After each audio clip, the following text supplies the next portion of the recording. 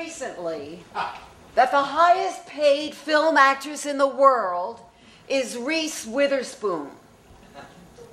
This little tidbit made me want to kill myself. Miss Legally Blonde is worth more than Meryl Streep or Helen Mirren or Judi Dench. I'd pay more to see 10 minutes of Deborah Winger than the complete works of that Witherspoon girl. And 10 minutes is just about what Deborah Winger can get in a movie these days. My suicidal depression was compounded by something quite devastating that happened to me in my personal life. I turned 70. That's older than I ever intended to be. And I don't quite understand it.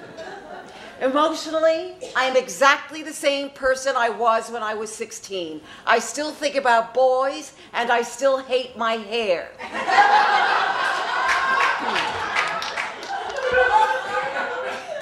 Getting old seems to have happened while my back was turned, and the challenges take some getting used to. We're having dinner, and the young waiter says to my husband, "Would you care for a cocktail, sir?" And then he turns to me and says, "And what about you, young lady?" Let me tell you something. There is one thing I do not need in my life, and that is to be condescended to by unemployed actors.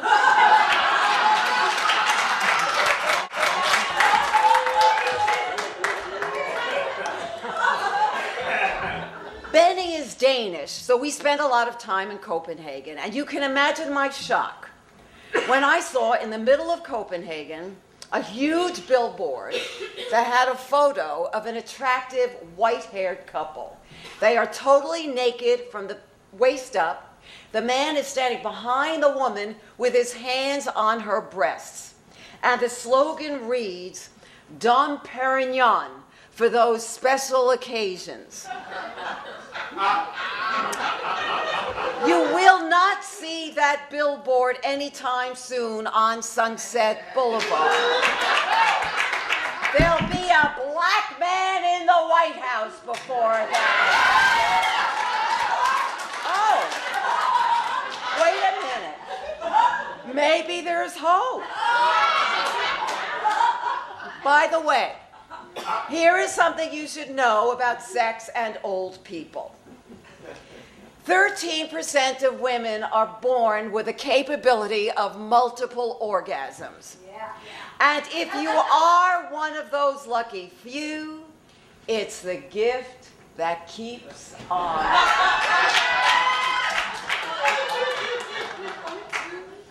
The biggest problem in my life has been the frustration of being underemployed. I've always been so jealous of those people who just go from one creative project to another. They shoot a commercial, they write a book, they're in a movie, they do a show. I hate those people. Well, this year, for the first time in my life, I became one of them. I sold a book, did a commercial, was in a movie, and wrote and performed a solo show. And each one of these miracles was the result of lifelong preparation. I was able to compose some terrific songs for my show because I spent a miserable childhood practicing the piano and learning tedious musical theory while normal kids were learning how to French kiss. My agent disappeared into the land of meth abuse, and nobody else would sign me, too old, too ethnic. So I submitted myself for a small role in a movie, The Owner of a Jewish Deli in Brooklyn. It's the kind of character I can do with my eyes closed, and I booked it. Transformers: Revenge of the Fallen is the 10th highest grossing film of all times, and I am convinced that those phenomenal numbers are due to my one scene as John Turturro's mother.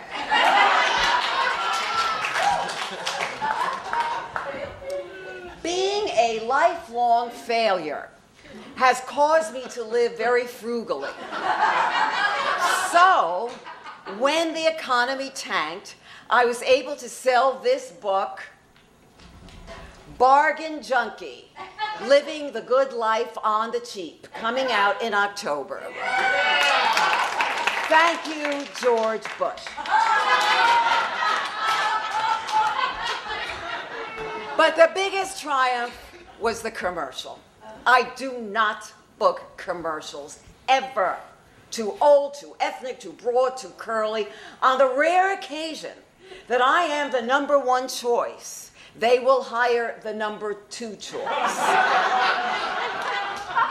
So I go in to read for a Verizon spot where they're looking for a large Italian family. Now, I love Italy. I love Italians. I have been studying the language for about 10 years. All I have managed to learn are two phrases. Buongiorno, mi chiama Anna Korzen. Good morning, hello, my name is Annie Korzen. And, hey, mangia. Hey, have something to eat. At the audition, I'm asked to slate my name, so I go, Buongiorno, mi chiama Anna Korzen. And then I'm asked to improvise greeting a guest at a family picnic. And I go, hey, mangia. I booked that sucker on the spot. And between residuals and unemployment benefits, I made $26,000 for one day. So I have it pretty good. And I decided not to lie about my age and not to apologize for it, but to celebrate it. First, the family took me to Spago, Beverly Hills for a fancy-dancy feast. And Chef Wolfgang Puck was so engrossed in conversing with our table that he left his dinner guest waiting. That guest was Martha Stewart, and I am just enough of a shallow, superficial showbiz whore to get a big kick out of it. The next night, we invited about 35 people for an evening of dinner, dancing, songs, skits, and speeches, all about me and how wonderful I am. I actually wrote my husband Benny's speech for him. And then he asked me to read it too. So I got up and said, what can I say about Annie Korzen? She makes my life worth living. Among the guests were an Oscar winner, 2 Emmy winners, and someone whose sister is best friends with a Tony winner. The only sour note was when the young waiter handed me a glass of Prosecco and said, here you go, young lady. I did not tell him that he is never going to book a series with that particular case of acne. I just lifted my glass, smiled graciously, and said, thanks, kid.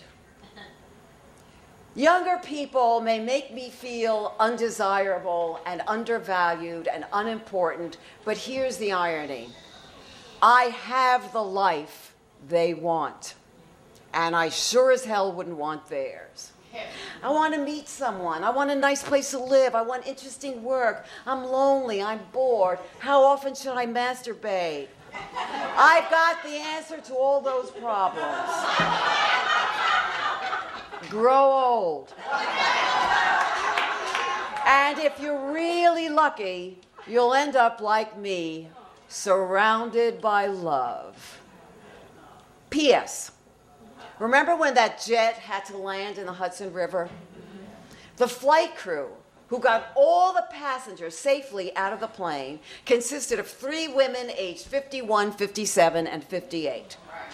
They were mature, experienced professionals who got drilled in this kind of emergency evacuation once a year.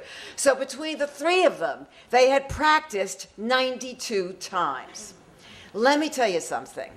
The next time I book a trip, I am going to ask the average age of the crew. And if it's a bunch of skinny-ass 30-somethings, I ain't getting on that plane.